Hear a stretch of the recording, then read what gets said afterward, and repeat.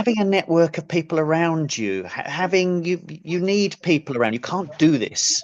Welcome to Unstoppable Podcast with Harry Sardinas, inspiring conversations with influential millionaires, investors, thought leaders, entrepreneurs who are making a massive difference with their innovative products and services, and sharing the challenges and wisdom of how they sold their first million.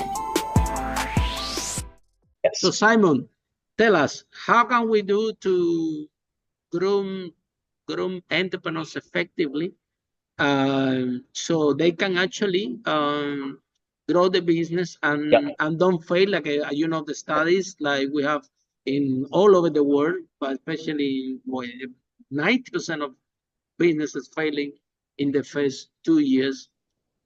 They don't sell the first million. They don't get the product market fit. So what can we do? Well, well, first of all, Harry, what I will say is this is a great question for me, because my job is building entrepreneurs. So a long time ago, I understood that in most cases, entrepreneurs aren't born, they're made, they're built. And a lot of it comes through them building themselves through trial and error.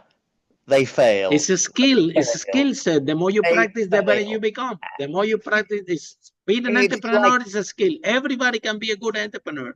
It's just like the more you practice, the better you become. Exactly. Yeah. It's like being a tennis player. Or driving.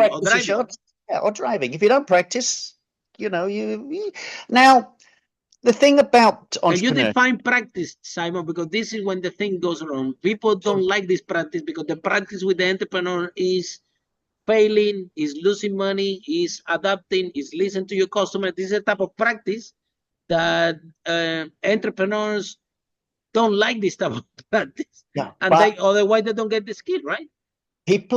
People don't actually understand what it means to be an entrepreneur.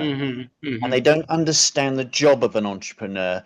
What they see is the glamour of the superstar entrepreneurs, the ones they work with. They see the investment these people gain. They see the dream that the exits for so many millions. The exits, and they hear about the failures as if it was just, we make all these failures and it's even in this podcast we only hear about successes. So the successes, they're all over the place. Nobody talks about failure.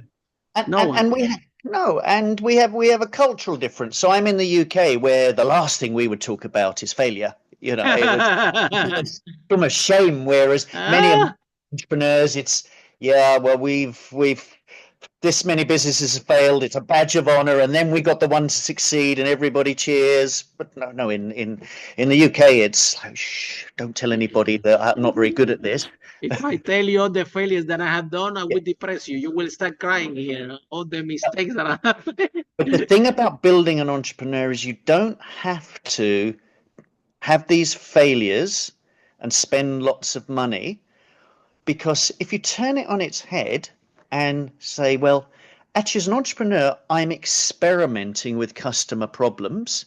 So, and with experiments, any scientist doesn't get this experiment right first time. They experiment, they put a little bit more in, they change this, they change that. So if you're doing experiments early on about customers and customer groups and finding what they really need and making assumptions and testing them and putting hypotheses, testing them, and they're not working, you're not failing, you're experimenting. So it's a mindset. Entrepreneurship is a mindset as well as what you do. It's not, this isn't failure. This is understanding and learning. Then you practicing learn. Is gaining the skill. You practice and you learn. You practice and you learn. But don't practice spending lots of money. No, that's crazy.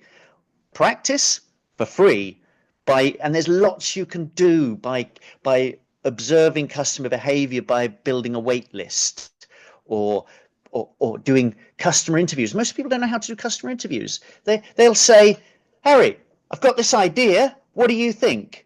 Now, what's somebody going to say? They're not going to say, look, that's a terrible idea. But that's a terrible question. Oh, yeah. So that doesn't give me Once I had a brilliant idea a long time ago I put a Harry Spanish tapas. I opened a restaurant in Brick Lane. Imagine Yep. that in the middle of all the curry houses, I thought that was a good idea. Bring alternative food, all halal, to the market. Yeah, I'm telling you back of the day. Yeah, so I didn't ask to anybody. I thought that my idea was brilliant, and I thought I'm gonna change the landscape of Brick Lane. Long story short, I lost 200,000 pounds. I lost my girlfriend back in the day. It was a total disaster. Now you go to Brick Lane, and actually, I think everybody was waiting for me to fail. So after everybody went and do it, everybody said, let's see how much Harry can last with this. And everybody was kind of waiting. And yeah, I was way too early because I didn't have any clue how to that's run timing. restaurants. That's another thing. Yeah, that's timing. About the right idea. Yeah. I didn't have any clue how to run restaurants. I didn't have any clue that my property business, we managed to sell over 5 million. This one have huge profit margins and everything. And the restaurant is completely different ballgame. Like in the room business, I have someone that rent the room for £800, and the guy stood in the room 14 yeas for one client and pay me £100 for 14 years. Then I go to a restaurant, somebody spent £40 and I have 40% food cost, this and that. I'm left with £3. I'm like, what kind of business I end up? You really need to like food. Yeah, I like to eat it a lot, but the business of it is you need to really be passionate about if you want. Those two customers have different lifetime value to you. The one that spent every month for 14 years in the lifetime of their business transaction with you was a lot of money. That's what I was used to. I was used to that. Then I go to a restaurant and I said, this business is going to kill me. But people don't think about lifetime value of customers. They don't think that way. They just and about customer acquisition also. Look at me. That's the other thing as well with the restaurant. Look at this. I had the brilliant idea that I want. It was, look, I'm right. Look, in my house, I didn't have any clue about anything. I call it, right and call it Lola Pepe. That would be a good idea. No, I call it my name, Harry Spanish Tapas. Back then I was young. I have a big ego, and I thought I was the king of the world because I was making a lot of money in the property, and I thought that I knew about business.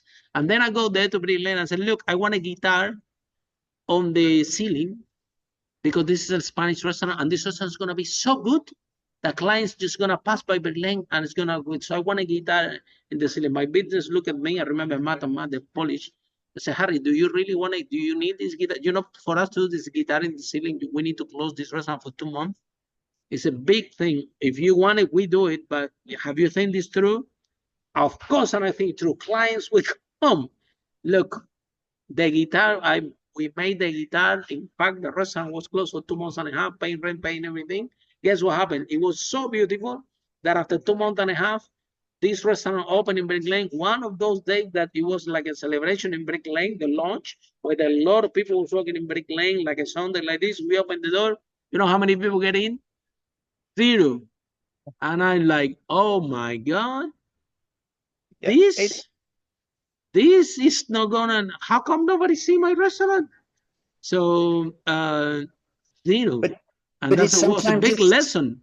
Yeah, and sometimes it's timing, sometimes it's presentation. Where I live, they've I thought the clients will come. Because my restaurant was beautiful. They don't come when your restaurant is beautiful. There are other things. Clients are irrational. Took us 8 months, a year to find out that we put in a Spanish omelette and we cut it in pieces and people try it. That's how that we're going. Took us a year. You're experimenting until you find out what the customers want. Long story short, now the restaurant is a Chinese restaurant, halal as well in Brick Lane. And the other day I passed by there, and guess what happened? It's a Chinese restaurant, and my guitar is still there. The Chinese guy arrived there and said, well, this is a Chinese restaurant, but I'm not going to remove this guitar to make it Chinese. Keep it, and, it's running very successfully. So the point of the story, Simon, is that sometimes because we have a successful business, entrepreneurs, we think that we know about business, and that skill is not mature yet until you have more than one. Yeah. Yes. Or until you go to the different phases of that one that you have. Good one, because that's the other thing as well. Go to 0 to 1 million is completely different to go from 1 million to 10 million, completely different to go to 10 million to 100 million. You have to actually unlearn and relearn again. And sometimes you're not good in that phase. Some people are good from 0 to 1, other people are good to 1 to 10 million. We have people in this podcast that they are good from 100 million plus to a billion. That was their thing. That was what they specialize. So and then we have the entrepreneurs in the middle that they think that they want to become an entrepreneur because they have they have this idea, but it's gonna take a little bit more than that, because developing this skill is, you need to have a lot of setbacks, you have to put a lot of hours, and then you need to find a mentor. And this is something that very little entrepreneurs, they do it. They say, no, what's the point to find a mentor? I don't have money. Well, you don't have money for anything, right? But how important is a business mentor for the entrepreneurs that, especially like me, at very young age, that they think that they know everything. And then when you have a major setback, you realize that you're a nobody and you're not a big deal as you thought, and you still need to learn a lot. And it's a way long journey in order to become a serial entrepreneur or a successful entrepreneur.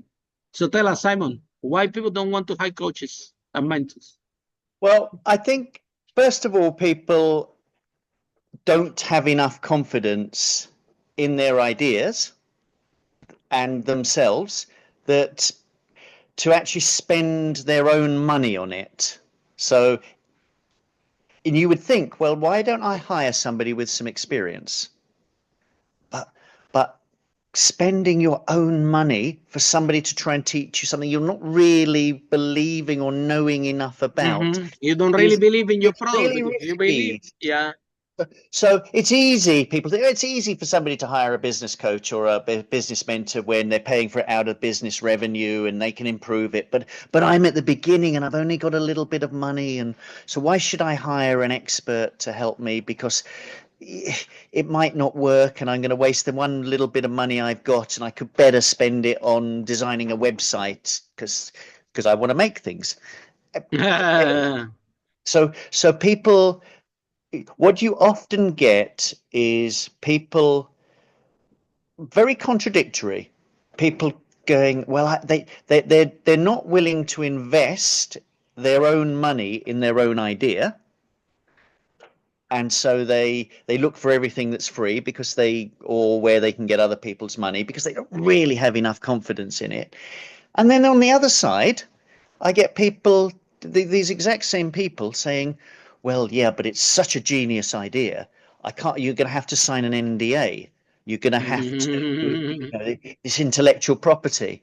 And I'm, an NDA, really? The thing you can do is find some people that are interested in this, not try and hide and it. see if they can pay you some money. An idea out there. And see if they can pay you some money before so many NDAs, yeah? So the thing is, people are making the same mistakes at the beginning because they don't know what they don't know, Harry. Where it would be much better for them to get an experienced mentor to point out what they don't know and to guide them and to make them understand the process, to give them some of the confidence of what it takes. That's what a mentor can do. And one of the very important things, as I'm sure you found probably in the early days, is having a network of people around you. You need people around. You can't do this. And then you can't do this without having people to bounce ideas off, or people that can say, I can introduce you to so and so. You want to open up a restaurant? I know somebody who's done this before. Follow us for more interviews with world's most influential, audacious entrepreneurs that overcame challenges and adversity, providing you with the blueprint of how they sold their first million so you can grow your business exponentially.